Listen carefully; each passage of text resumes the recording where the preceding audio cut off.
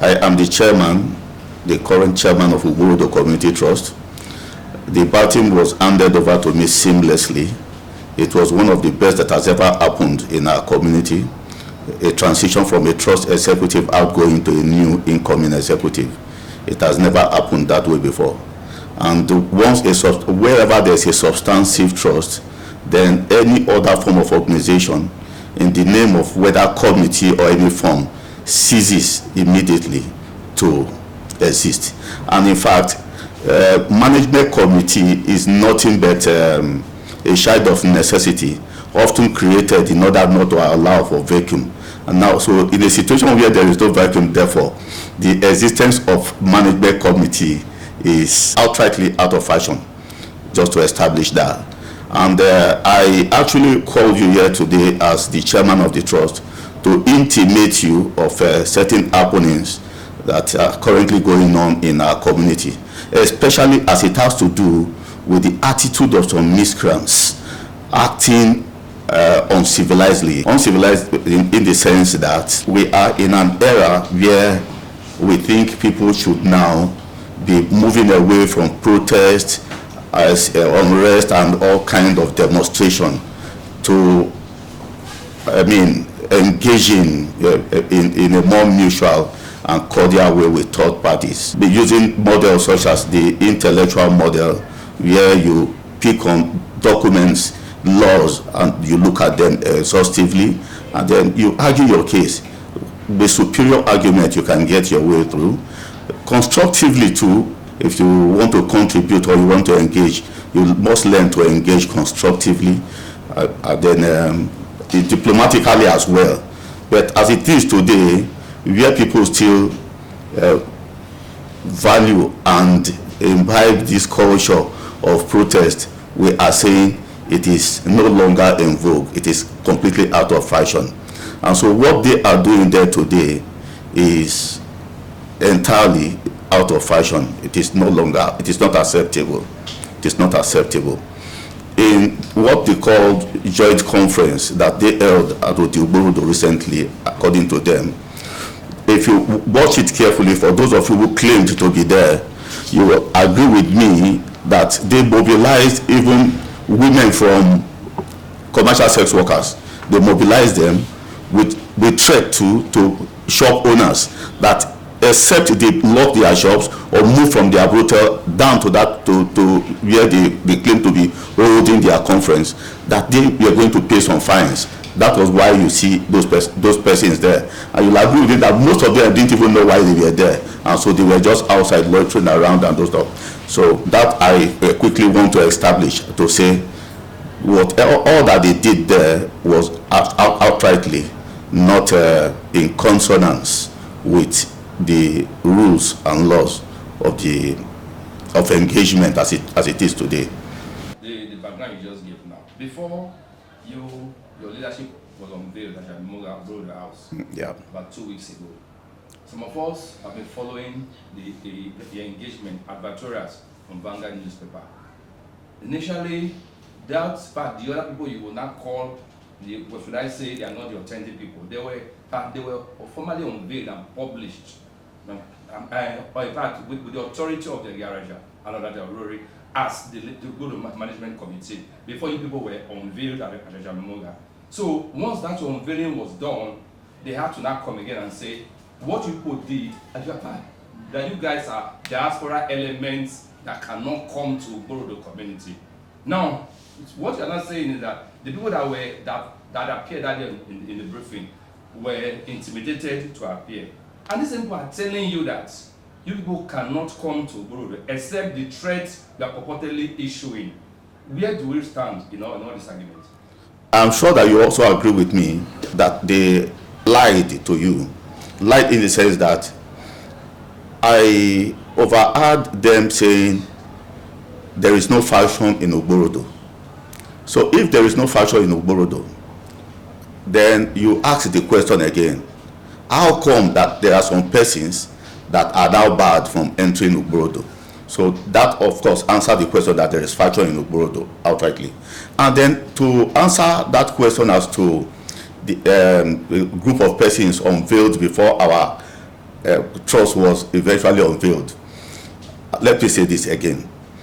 There is no law backing what they did, and that what they did too is not premised on any precedence. I say this because if you watch our unveiling, it was done, or rather it was done by the elders of the 5 kindred communities. Okay, it was done by the elders of the 5 kindred communities, as compared to theirs that was done by the Egaraja, according to you now, Olajorori, and one Anderson Ebiekuta, just 3 of them. And in support of what the head of the 5 kindred communities did, you also see that unveiling was also signed by the registered trustees. The registered trustees of Ugborodo Community Trust, as it is today, they are 9. 1 just died, and so we are left with 8. And of the 8, you will see that 6 of them signed for us. So, and you know, the position of the registered trustee in an organization is like that of the board of directors. So the board of directors giving us their approval, the shareholders, now the Egaraja of the 5 kindred, or Laraja of the 5 kindred committee, giving us their approval. That tells you immediately that we are more authentic, we are well verified and confirmed by the people. So what they are doing there is nothing but an act of brigandage, barring people that people must not come in. Even as of today, as we speak, I learned that they mobilized to Ajudaibu just to cause some kind of disturbance there again this morning. So, if that answers your question. Okay, you talked about some persons being bad. Who barred those persons? Were they barred from entering the community, and who did? And why? You see, the truth remains that the community has been in disagreement for a very long time now, for over 6 years. And this is a recent occurrence. Otherwise, put together, there are some persons that have held the community for a very long time and not wanting to let go of the community because they feel that it is when they hold onto it the way they are holding onto it now that they can always feast on what comes to the community with which the community was supposed to have been developed. So they are the ones that wouldn't want anyone who is opposed to their position to remain there with them. You made a statement that people are forming and barring people from the community, but these people accused your leadership of a planned invasion of Ugborodo with the help of the military. How do you respond to that? That for me is an insinuation.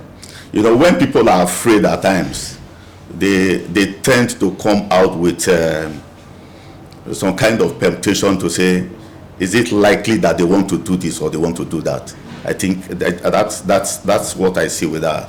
So, from your interaction so far, you made something, you made a statement where you kind of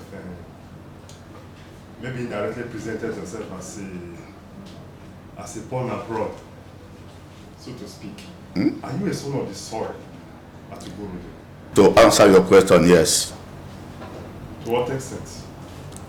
If you are conversant with, if you have ever met anybody from Ugborodo, and if you are so conversant with the instrument of the trust, you discover that the man who sat to preside over a meeting in 1963 that gave birth to the trust was my grandfather, Tenu Maleki. So my dad is from there. I'm a thoroughbred. I schooled in the primary school there, Ipere Primary School. I attended Ogidigbe Grammar School. And so to that extent, and I'm sure if we have a university there too, maybe that is the same university I would have attended my university right there too.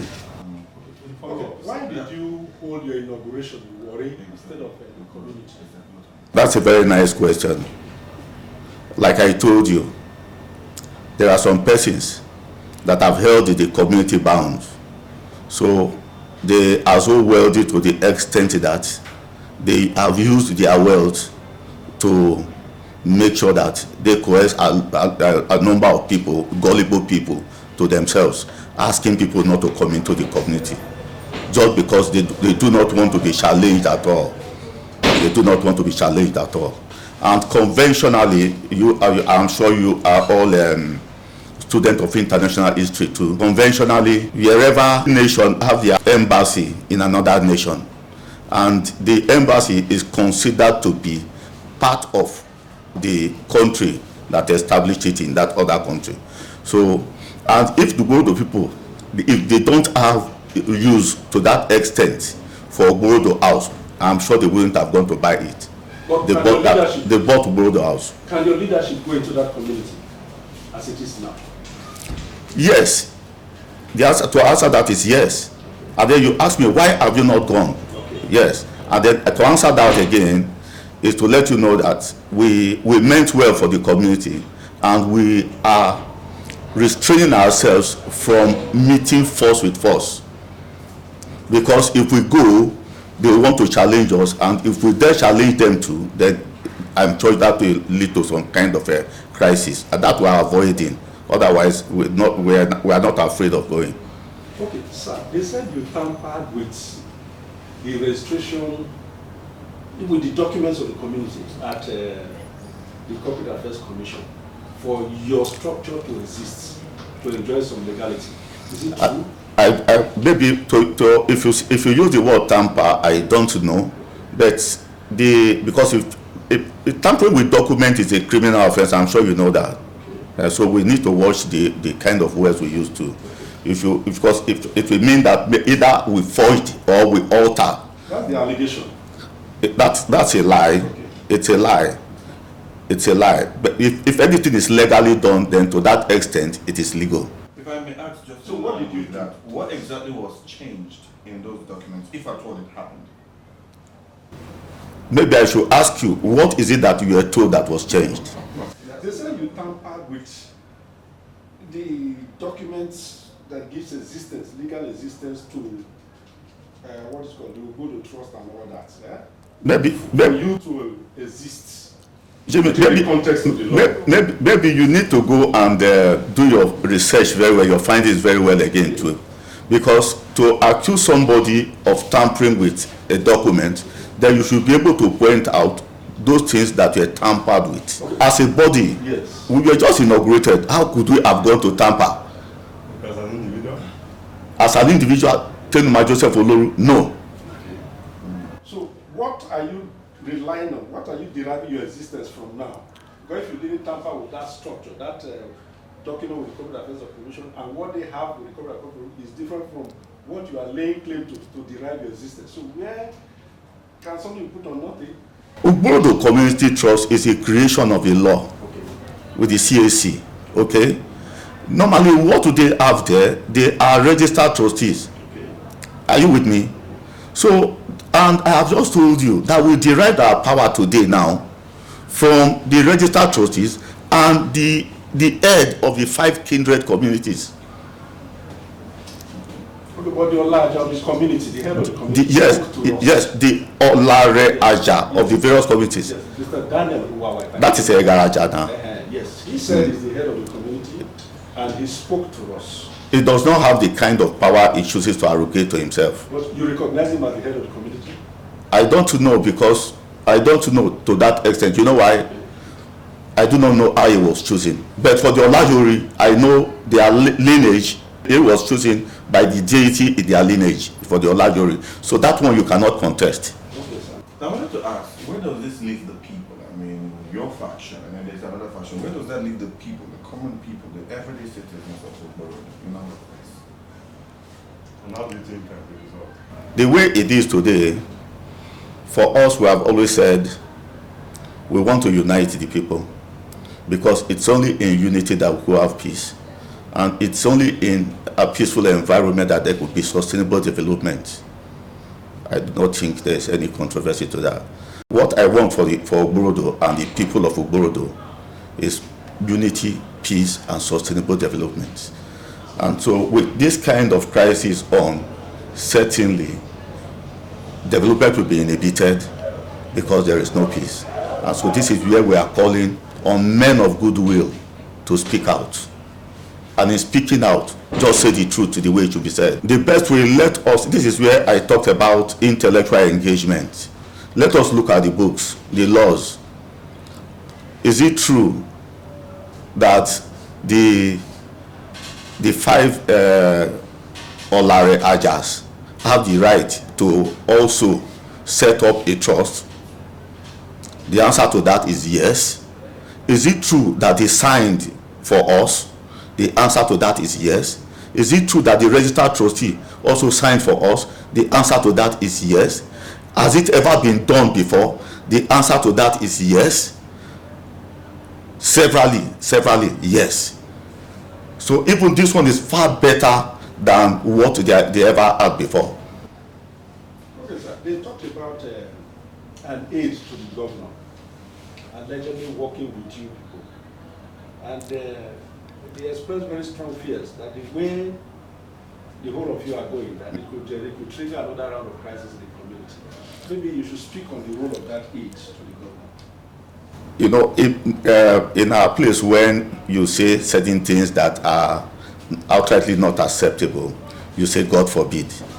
So to that, I said, God forbid there will be no other crisis. And that is what we are managing. I told you here the other time, we choose not to match force with force in order to cause crisis.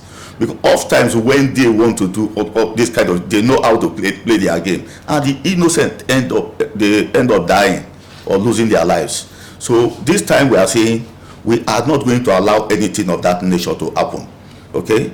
But as for somebody being an aide to the governor, in fact, I think you just mention the name and let me know. But as far as I'm concerned, I am the chairman of Ugborodo Community Trust. I am the one leading the body. As far as I'm concerned, I do not know any government. I'm not in government, so I don't know anybody in government that is aiding me. All right, okay, lastly, sir, what is your program for the community since you just came into the systems? Yes, the roadmap, like I said, I even mentioned it here. I said first, at least for the first time in the lives of the people of Ugborodo, let us unite. So I want to work assiduously for unity. And then believing that in unity we will have peace. And once there is peace, then there will be sustainable development. But for us to achieve this, then we must do what? We must learn to say the truth. But because to talk about development in terms of maybe infrastructural development, we only have one secondary school in that area, and it is currently in a very sorry state. So we need to do something about it. Which secondary school, sir? Okay, grammar school. So that is key. And then the health system there too is not healthy as to the extent of being a health system. So we need to work on how to upgrade our health system. And then we are also going to be looking at the shore protection that is key to us, because without Ugborodo, then claim that we tend to lay to Ugborodo will not be there. So there must be a place for us to lay claim. I should just end again by saying that evil will continue to thrive when men of goodwill refuse to speak out. So people should be speaking out. They should speak out and speak the truth the way it should be. Thank you.